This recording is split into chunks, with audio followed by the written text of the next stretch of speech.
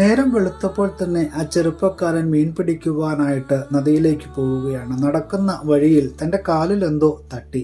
എടുത്തു നോക്കിയപ്പോൾ ഒരു സഞ്ചി നിറയെ കല്ലുകൾ. അതുമായി നദിക്കരികിലേക്ക് പോയി ആ മീൻപിടുത്തത്തിൻ്റെ വിരസത അകറ്റുവാൻ തൻ്റെ കയ്യിലിരിക്കുന്ന സഞ്ചിയിൽ നിന്ന് ഓരോ കല്ലുകൾ പെറുക്കി നദിയിലേക്ക് എറിയുകയാണ്.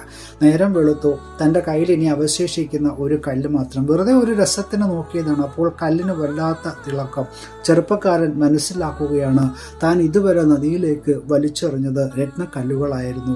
നമ്മുടെ ജീവിതത്തിലും ഇതുപോലെയാണ് സംഭവിക്കുന്നത്. അമൂല്യമാണ് നമ്മുടെ ജീവിതം. പക്ഷേ ദൈവം തന്നിരിക്കുന്ന കഴിവുകൾ ഓരോ ദിവസവും നാം വെറുതെ ഇങ്ങനെ നശിപ്പിച്ച് കളയുകയാണ്. നഷ്ടപ്പെടുന്നത് രത്നമാണെന്ന് മനസ്സിലാക്കുമ്പോഴേക്കും വളരെ കുറച്ച് മാത്രമേ നമ്മുടെ കയ്യിൽ കാണുകയുള്ളൂ. ജീവിതം ചെറുതാണ്. അതിനെ വലുതാക്കുന്നതും ഭംഗിയുള്ളതാക്കുന്നതും നാം ചെയ്യുന്ന പ്രവൃത്തികളാണ്. പുതിയ ദിനം അനുഗ്രഹത്തിൻ്റെ നല്ല ദിനമായി തീരട്ടെ എന്ന് പ്രാർത്ഥിക്കുകയാണ്. Have A blessed day.